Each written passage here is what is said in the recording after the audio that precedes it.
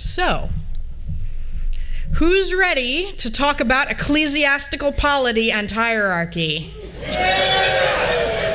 You know, I wasn't expecting such an enthusiastic response, and I had the ushers lock the doors for nothing. Of course, you know, you do have a choice, and I'm pleased that you've chosen the right answer. You know, one of the great things about Unitarian Universalism is that you always have a choice. You'll never be compelled to do or say or participate in anything that you don't want to, that you don't agree with, that doesn't align with your beliefs. I mean, it doesn't mean you can do whatever you want at all times. Like, you can't personally go eat the whole tray of cookies at coffee hour and expect no one's going to be mad at you. The Girl Scouts are here. They're professionals. But it does mean you do have the freedom from being forced to eat cookies against your will. Communion here is rare and optional. And this brings us to this scintillating topic that you're so excited about of ecclesiastical polity or church governance. And so think of this as a kind of a pop quiz that you're not being graded on and which, as always, is optional. And the visitors here today are thinking, oh my God. Which is fine, your theology is welcome here.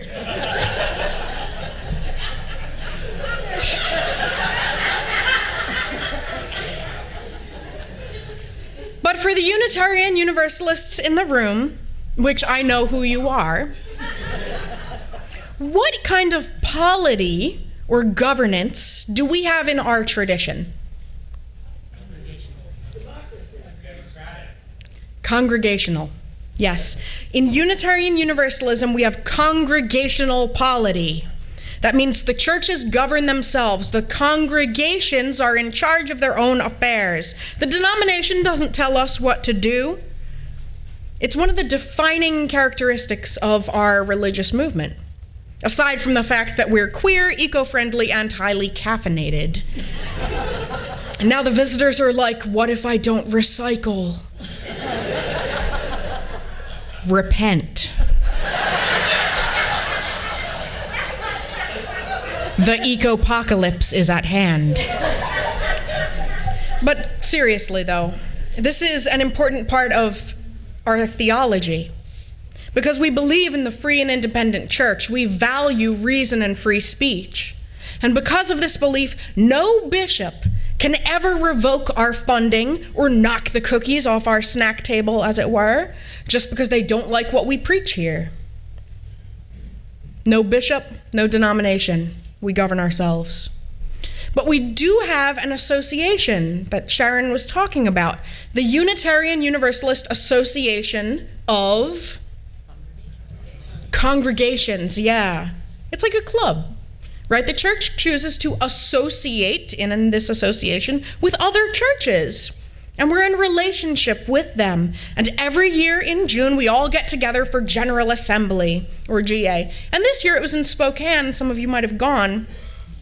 And on Friday afternoon, toward the end of GA, the minister of the Spokane church, Reverend Todd Eckloff, began distributing a book that he published himself, which is rarely a good sign, called The Gadfly Papers. And notably, he didn't hand these out until after, or almost until the end of GA, after he had appeared on stage with a black minister who lavishly praised him for funding their church. He could have handed it out at any time, but he didn't. He asked his congregants to hand the book out at their church's booth and at other locations around GA, and from what I understand, they were not aware of the book's contents. They were not aware that it was racist. And to be clear, I find the Gadfly Papers to be very polite. It's also intellectually dishonest. It's dog whistle racist, dismissive and condescending. It's self-absorbed and self-pitying and morally reprehensible. The lofty tone and polished vocabulary and pretensions at neutrality, as if this is all a thought experiment, cannot redeem the sentiment. Do you know you can buy gold trash bags on Amazon? They sparkle. And they're a dime a dozen. And we'll get into the contents of the book in a little bit, but suffice it to say the timing of the release and the way that it was done are widely regarded as what we say in the hood as being shady.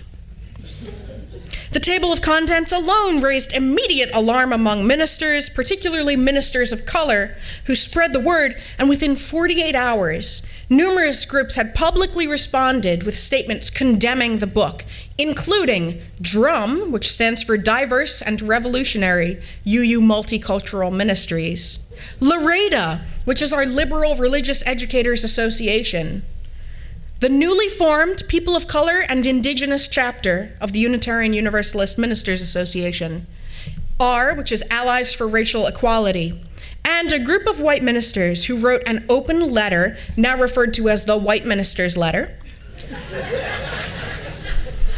They're not wrong.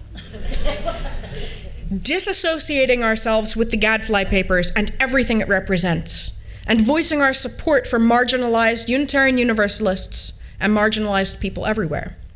The signature list rapidly grew to include over 500 of us, including me and Rev Lowe. Now, a major argument from supporters of Reverend Eckloff is that so many ministers around the country couldn't possibly have seen the book before we condemned it. And it's true, I was 460 miles away and in sweatpants. And they point to our rapid response as proof that we've merely jumped on a bandwagon and have given up on reasoning. A couple of things. One, the internet exists. And so do cell phone cameras. And we talk to each other. Two, you could read a couple select passages and get the gist of it. And three, I trust my Black colleagues and my Indigenous, Hispanic, trans, genderqueer, and disabled colleagues.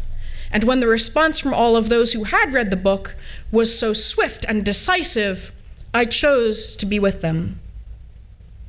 But I had seen the book.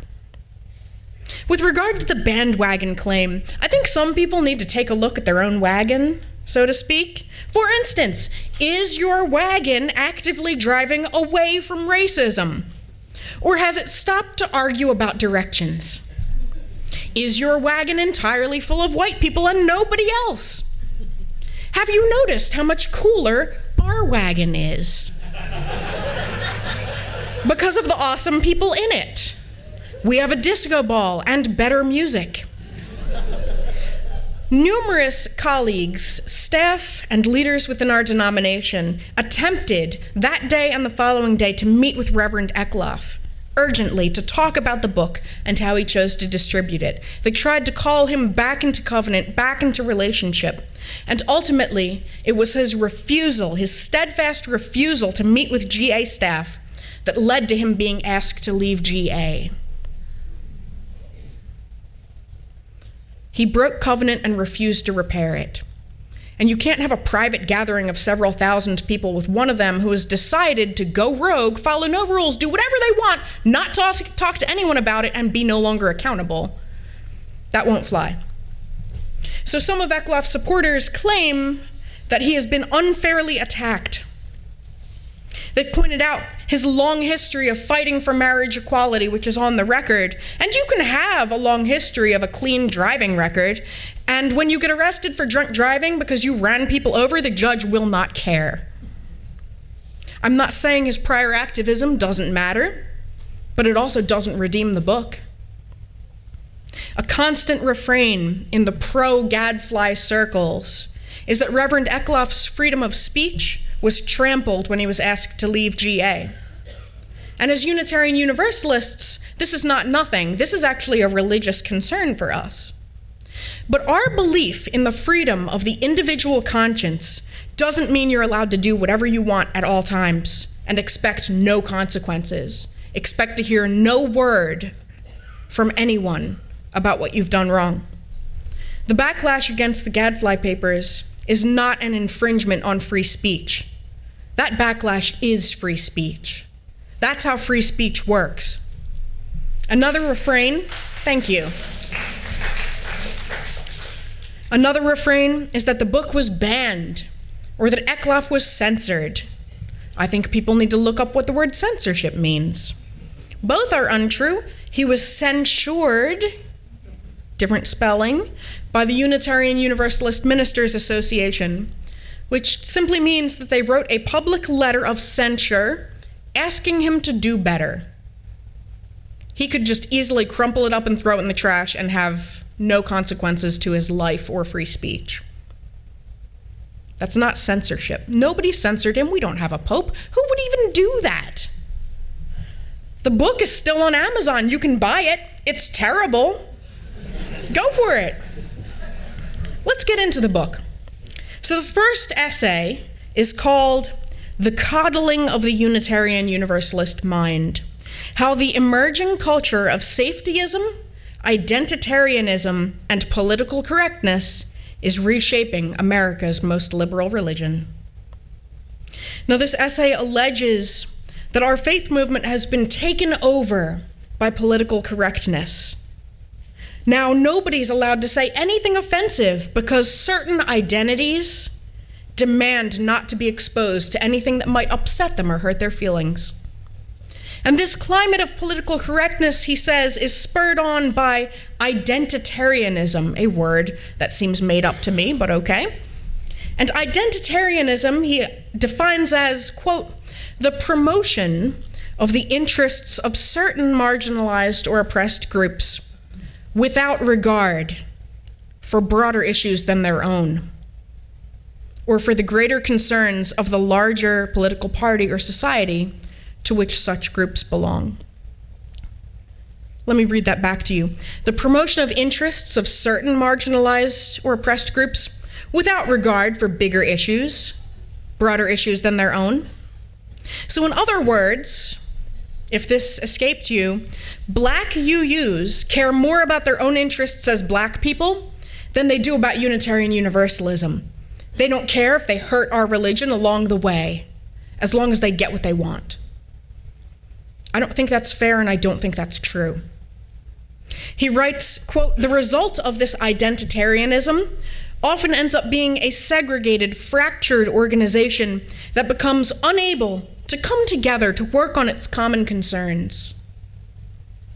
As if the concerns of white UUs should be the ones that unite all of us, naturally, clearly. But the concerns of black UUs, disabled UUs, transgender UUs, those are just distractions. Those are special interests that don't apply to all of us. And insisting that we listen to them just divides us further. And you should stop.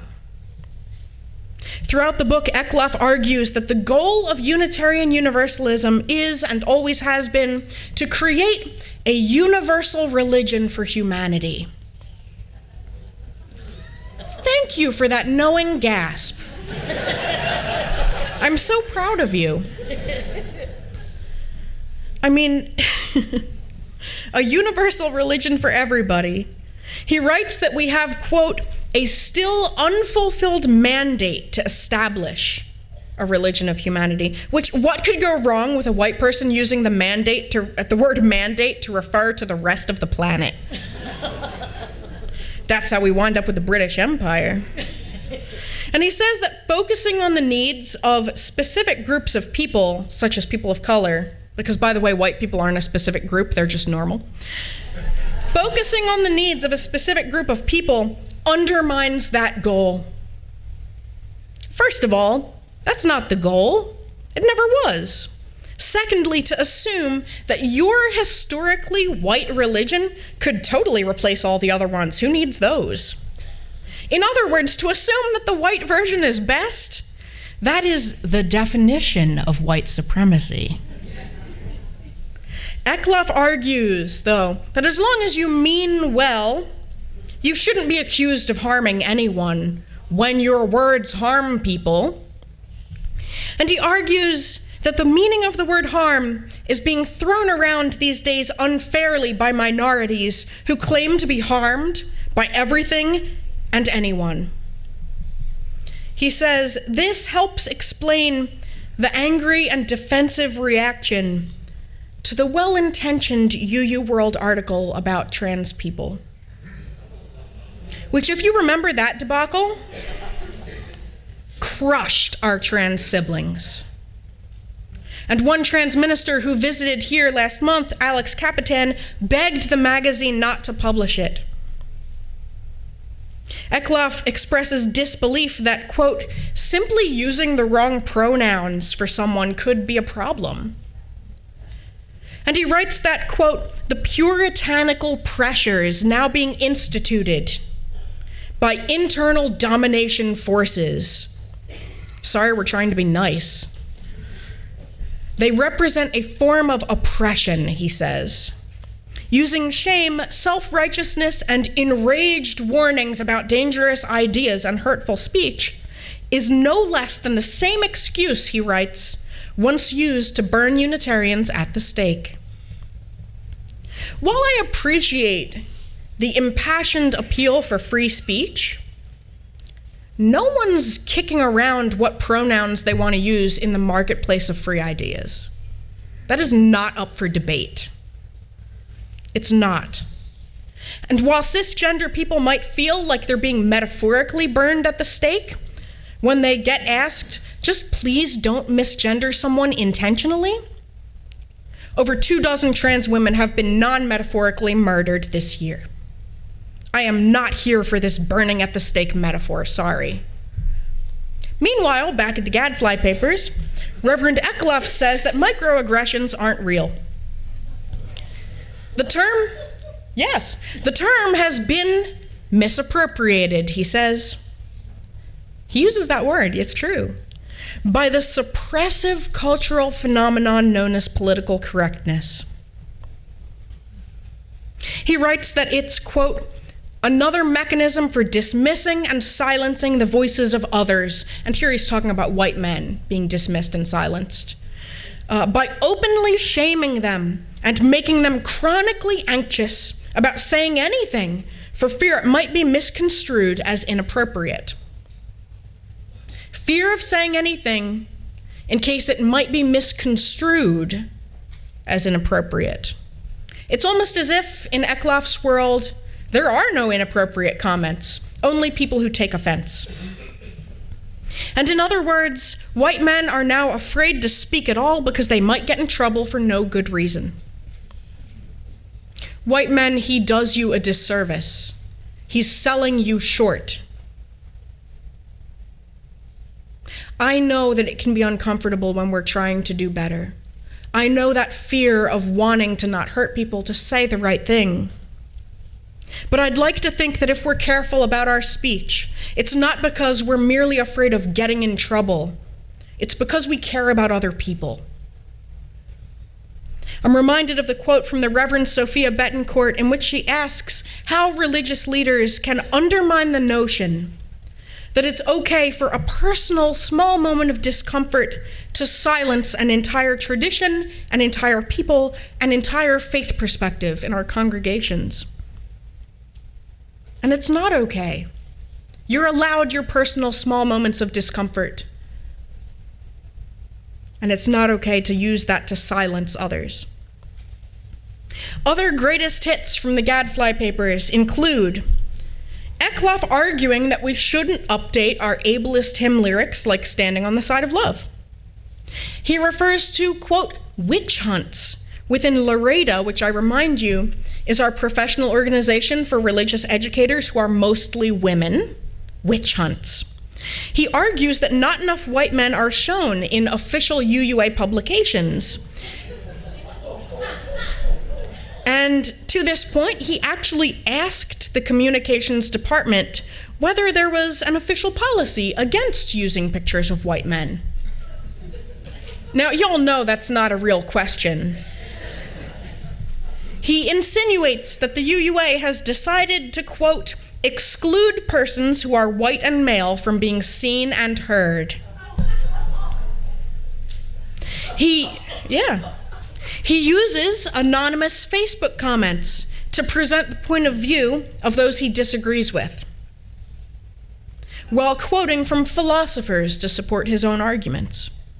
At every turn, he portrays those who are working for change in our denomination as being stupid, uninformed, reactionary, emotionally unhinged, and illogical. unlike him. And he compares the supporters of Cristina Rivera, the Latina leader who was passed over for a job in 2017, which we'll get to. Because he thinks they've dehumanized white men, he compares them on page 48 to Hitler. And let's talk about the hiring controversy from 2017. In the third essay in his book, titled, "Let's Be Reasonable, a rational frame regarding charges of racism and white supremacy in the UUA," Eckloff pontificates at length about Rivera without ever having called her and asked for her input. According to him, the 2017 hiring controversy, in which, again, a highly qualified candidate was passed over for a regional staff position on the grounds that she wasn't a good fit with the rest of the all-white staff. According to Eckloff, all that controversy was just a failure of people to use logic and reasoning properly. And I want you to know that there is a difference between the actual use of reason and the use of so-called reason as a tool to quietly bludgeon people that you disagree with. And there's a difference between real logic, and the so-called logic that confuses a lack of emotional intelligence with neutrality, that confuses lofty prose with a moral high ground. The Gadfly Papers isn't logical, it just pretends to be. When I taught composition and argumentation at the University of Oregon, we covered intellectual honesty in week 1.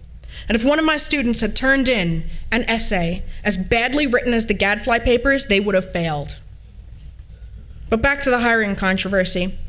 Eckloff says, some view the organization's decision to hire a white male candidate instead of a Latina candidate a result of the liberal religion's culture of white supremacy. Yes, that is true.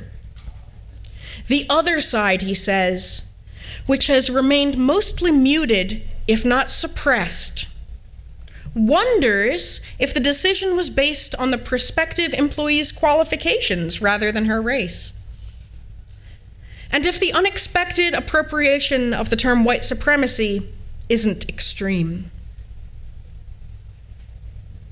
Maybe Rivera isn't as qualified as she thinks after all.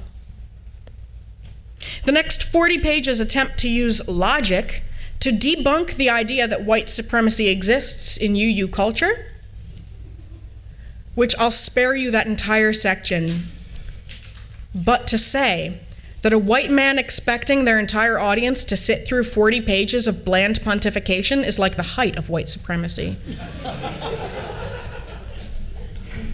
He points out logical fallacies he thinks people of color have committed, as if his only problem with all this talk of racism is that people aren't using sound reasoning to his satisfaction.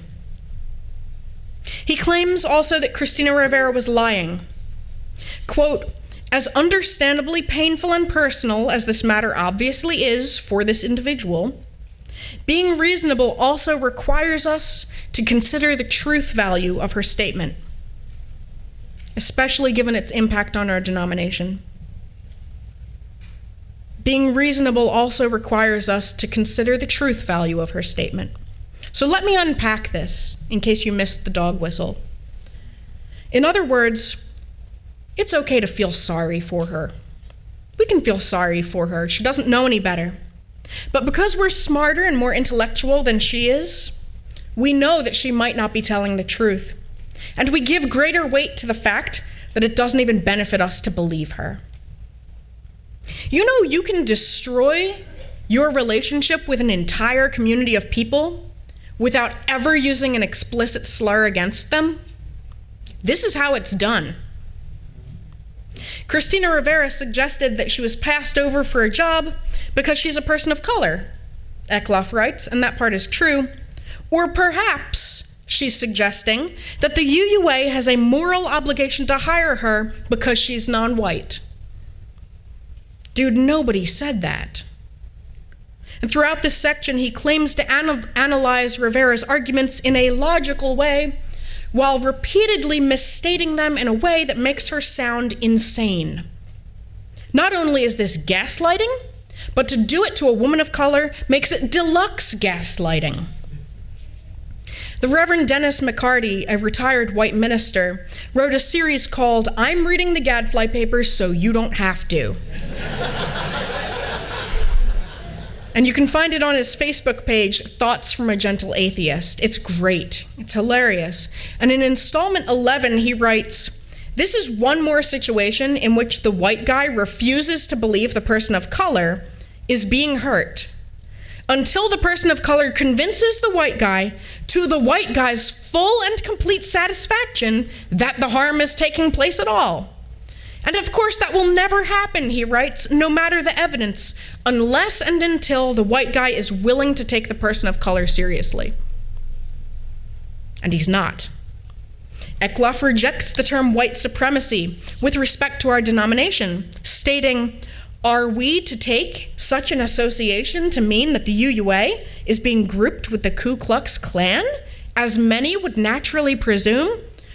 Not what I was thinking, but go on, Eckloff. Quote, "We must additionally ask if it is reasonable to associate the UUA with the unjust rule of people and lands, theft of lands and resources, enslavement, and genocide." Genocide? That's your bar for calling something racist? Good news, nothing's racist anymore. Complaining about the terms being used is a distraction. And I ask you to consider why a person would create that kind of distraction and what's in it for them. I'll say that I think Eckloff and this book speak to a small but growing resentment in our denomination, not just against our focus on anti-racism, but against the UUA itself. Many of his supporters claim that the UUA is betraying our tradition of congregational polity by forcing all of us in a heavy-handed, top-down kind of way to confront racism. Which, even if that were true, it's certainly not the worst thing that could happen, is it? But it also isn't true. Nobody's forcing this church to do anything. There's no Unitarian re-education camp. Unless you count YouthCon. But they all seem pretty happy. And in any event, our church has joined with churches around the country in association, in confronting white supremacy culture within our faith movement, because we want to. Because we want to, and because we know it's the right thing to do. And we now have an association to help us do it together. So whenever I hear from a disgruntled UU that the UUA has been, quote, taken over by people who are pushing a politically correct agenda, and that is the language they use, I think, you know the call is coming from inside the house, right? The UUA is us. And at GA, a survey asked UUs how important they feel anti-racism, anti-oppression, multicultural work is to the future of our faith. And on a scale of 1 to 10, 91% ranked it an 8 or above. Nearly 60%, well over half, ranked anti-racism work as a 10, the most important thing we need to do now. The UUA is not being taken over by a couple of politically correct insurgents. And I don't think they're pushing an agenda so much as responding to a need, a real need. But in every church that takes on this work, a few white people feel that it's unfair to them, that they're being left out and ignored, that it's illegal to be white now that people of color get to talk.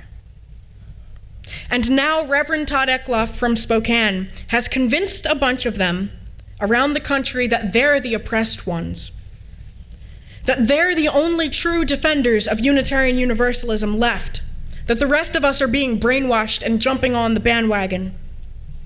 And I'll say that I'm not actually concerned with winning them over. I'm not.